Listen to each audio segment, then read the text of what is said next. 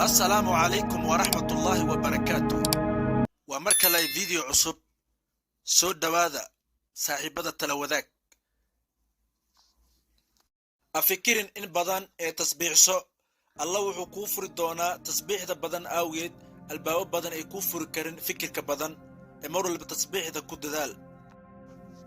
قفك نفتي سسيا أدونك أما بأسرع السيو أدونك كما ديفصدو إلا حوغا ير ودولك كمد ولغو آسا موياني قفك إلهي نفتي سسيانا عاقرة دي سنة كود ذال أو شقيستا وحو إلهي سي دونا وإلهي سينايا جنو بلا عيدو ودنيهي عركا إيو دولكا walaalkaygiiyow nolosha wax badan ayay kuugu dhaabici doontaa mana aha inaa isdhiibto mar walba taladaada u dhiibo Allah subhanahu wa ta'ala nin oday ah oo xikmad badan ayaa lagu yiri maxaad u maleynaysaa dadka inay ka sheegayaan wuxuu ugu jawaabay anigu waa dhiman iyaguna way dhiman iyagu kaligood ayaa la xisaabinaya aniguna kaligay ayaa la xisaabinaya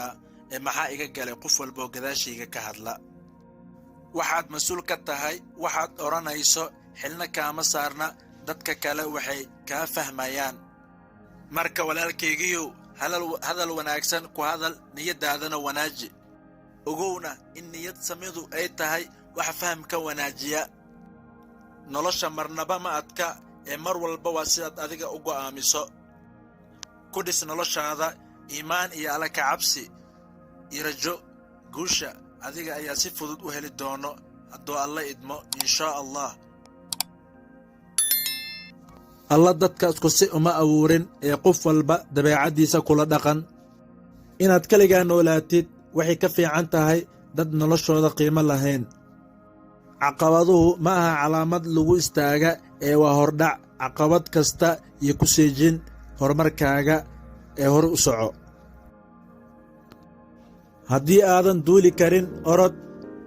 haddii aadan ordi karin soco haddii aadan socon karin gurguuro si kastaba isku day inaad hore u socoto waad ku mahadsantihiin dhegaysigeena intaan videoga xiga dib ugu gulmi doono sidaa iyo nabadgelyo